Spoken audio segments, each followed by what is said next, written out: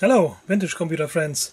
Today it's the 1981 Bosch Microtronic computer system again on the bench, and this is actually my original 1983 Microtronic that I got from my parents for Christmas 1983, on which I learned the basics of machine language programming, right?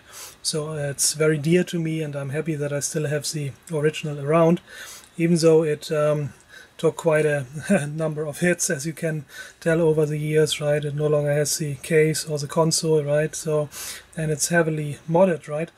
And yeah, so I lost the case or the console like many years ago, right? And since then it was basically sitting unused in my storage facility in Hamburg in Germany, right?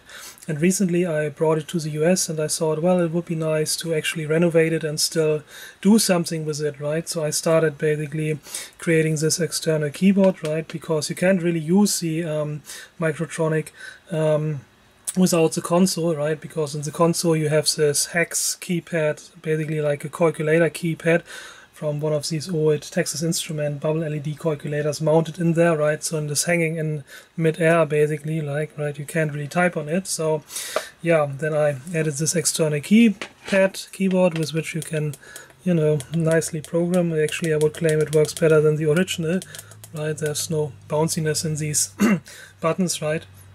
And all the other mods that you see here, right, those were required, and trace cards and what have you on the PCB, those were required for reading out the firmware, right? So there's another video on my channel with the help of my colleagues in Great Britain and England, right?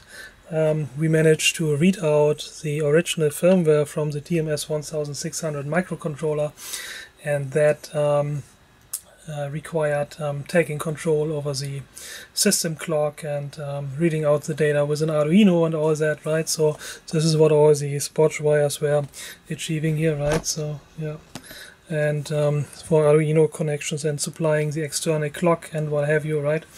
And yeah, so I have a video about this process on my YouTube channel as well, if you want to watch this. And yeah, thanks again to Jason and Deckel for actually helping me with that, because they originally developed the techniques basically based on the Science Fair microcomputer trainer, right? Which is also a TMS 1000 family based machine, right? It uses the TMS 1100, whereas the Microtronic uses the TMS 1600. Both are 4-bit microprocessor, but their techniques required quite a bit of modification for the Microtronic, because it's a different CPU and the pins that needed to be driven in order to drive that test firmware readout protocol were quite a bit different, right? So I think that is the first time that somebody has read out the TMS 1600 masked program ROM firmware like this, right? So there was quite a breakthrough for Microtronic archaeology, if I may say so, right? Because we thought that the firmware was lost to history, right? So I also consulted and contacted, of course, Jörg Wallen from Bosch, one of the original designers of this machine, and he no longer had the firmware sources or even the bin or hex files, right? So we're happy to have that now, and soon I'll be starting to actually disassemble the TMS 1600 firmware and see if I can figure out what makes this machine really tick, right?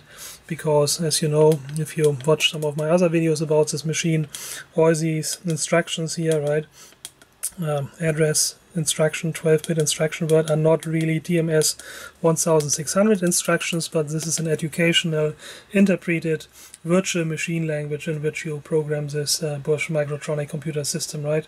So the firmware comprises an emulator for this virtual machine language, and of course the monitor program that lets you operate the machine.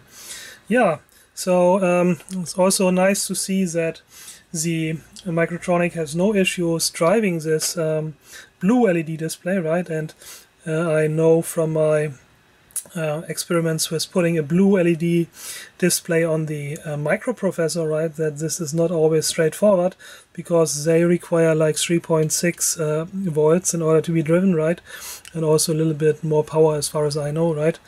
but the driver transistors here and the Microtronic have no issues delivering that, right? So it really works perfectly. And yeah, also nothing is getting much warmer than it should. So I think this is all well within specs what the Microtronic can do. That's a very robust machine, I must say. This whole circuit, right, that it survived all this, you know, all these experiments with the Arduino and all the trace cutting and the botch wires. Yeah, these old 12-volt PMOS devices, sorry, 9-volt PMOS devices, they are really robust, right? So yeah, I really like this display, and it's a direct replacement for these TIL Texas Instrument display. They're called TILs, right? I guess TI and L is for display, I suppose, right?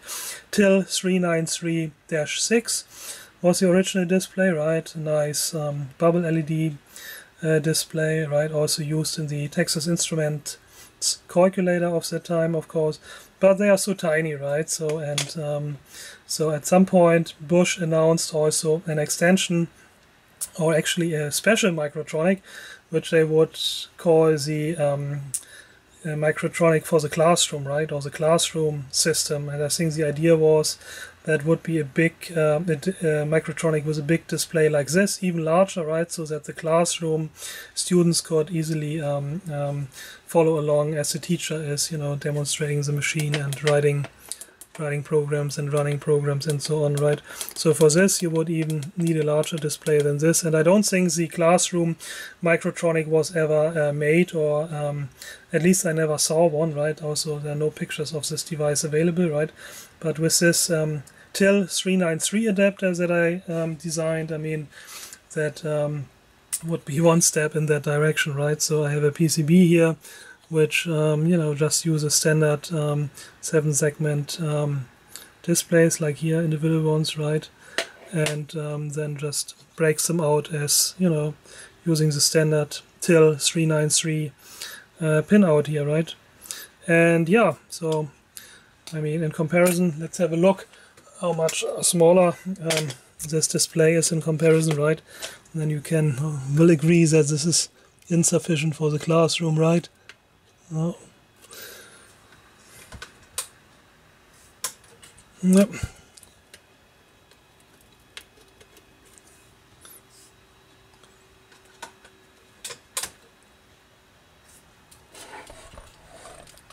And there you go.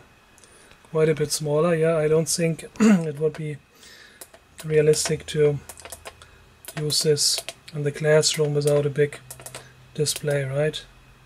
Here's the NIM game. Yeah, so that should work, you know, for all kinds of devices that have a TIL 393-6 socket, right, or pin out, pin header. So you can just put that in there if space permits, of course, because it's quite a bit larger, right? And I think I might actually even make a larger one now, right? I can obviously scale up now these digits nicely and really make a display that would work in the classroom, right? Not sure I'm actually going to do this, but it's a nice idea. So yeah, in principle we have the classroom Microtronic now. Maybe one more round with a little bit bigger display. And there we are. Yeah, and actually this is also already an aftermarket display, right? It's pin compatible to the original TIL 393-6, but it's actually an NS display, right? National Semiconductors. And I have a whole bunch of those, and I also use them for the Microtronic next generation, right? So this is almost the original TIL 393-6. It's pin compatible. It has one slight difference with respect to the decimal point, but this is actually the not the TIL 393-6, but it's actually the NSA 1166 from National Semiconductors, and you can get these new old stocks still from Jamco or Jamco, right? Electronics. So this is where I got mine from. They only cost like, I think, $1 or $2 a piece, and yeah, very nice to have them for future Microtronic next generation products, right? So yeah, and there's the PCB. So let me know if you can use something like this, and I can share the Gerbers with you. And I also still have like 3 or 4 of those, because you always have to make 5, right? Alright, so yeah, that's it for today, guys. Thanks for watching. Take care. Bye.